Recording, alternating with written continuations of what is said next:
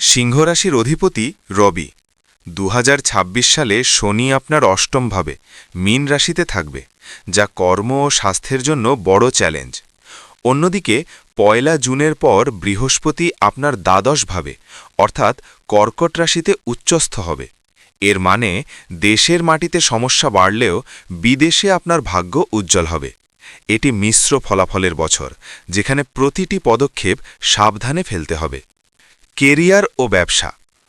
কেরিয়ারে বড় ঝুঁকি অপেক্ষা করছে।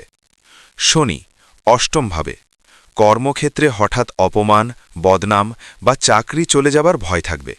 বস বা ওপরওয়ালার সাথে তর্কে জড়াবেন না। টুইস্ট, কিন্তু শনির অষ্টম অবস্থান গোপন ধন বা ইন্স্যুরেন্স বা উইল থেকে প্রাপ্তি বোঝায়। যারা রিসার্চ, কয়লা খনি বা ডিটেকটিভ এজেন্সিতে কাজ করেন, তাদের জন্য এটি দারুণ সময়। ব্যবসা। পার্টনারশিপ ব্যবসায় বড় ধোঁকা হেতে পারেন, তবে যারা ইম্পোর্ট এক্সপোর্ট বা বিদেশি ক্লায়েন্টদের সাথে কাজ করেন, উচ্চস্থ বৃহস্পতি দ্বাদশভাবে তাদের কোটিপতি বানাতে পারে। আর্থিক দিক থেকে বছরটি রোলার কোস্টারের মতো। ব্যয়যোগ। ১ জুনের পর বৃহস্পতি ব্যয়ের ঘরে অর্থাৎ ১২শে উচ্চস্থ হবে, অর্থাৎ শুভ কাজে, ধর্মীয় অনুষ্ঠানে বা বিদেশ ভ্রমণে প্রচুর টাকা খরচ হবে। হাসপাতালে বা আইনি ঝামেলায় অর্থনাশের যোগ আছে, তাই আগে থেকেই মেডিকেল ইন্স্যুরেন্স করিয়ে রাখুন। আয়ের উৎস।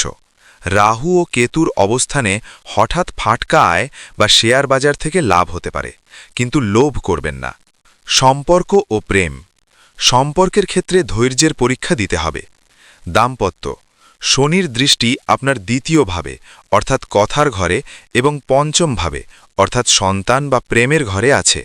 এর ফলে মুখের কটু কথার জন্য দাম্পত্যে বিচ্ছেদ পর্যন্ত হতে পারে। জীবনসাথীর স্বাস্থ্য নিয়েও উদ্বেগ বাড়বে। প্রেম।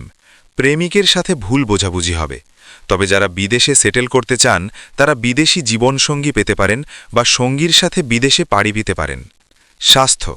সিংহরাশির জন্য ২০২৬ সালে স্বাস্থ্যই হল প্রধান চিন্তার বিষয়। অষ্টম শনি।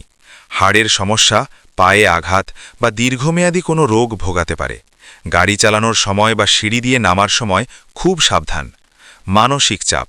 অনিদ্রা বা ডিপ্রেশন দেখা দিতে পারে। মেডিটেশন বা প্রাণায়াম আপনাদের জন্য ওষুধের চেয়ে বেশি কাজ করবে। শিক্ষা। শিক্ষার্থীদের জন্য সময়টা কঠিন, পড়াশুনোয় মনোযোগ বসবে না।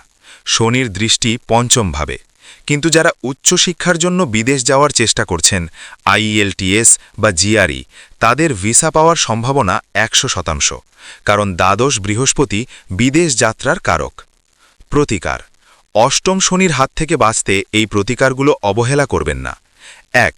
প্রতি শনিবার শনি মন্দিরে গিয়ে নিজের ছায়া দান করুন। সর্ষের তেলে মুখ দেখে সেই তেল দান করুন। ২. প্রতিদিন সকালে সূর্যদেবকে জল অর্পণ করুন এবং ওম হ্রিং সূর্যায় নামা জপ করুন। ৩.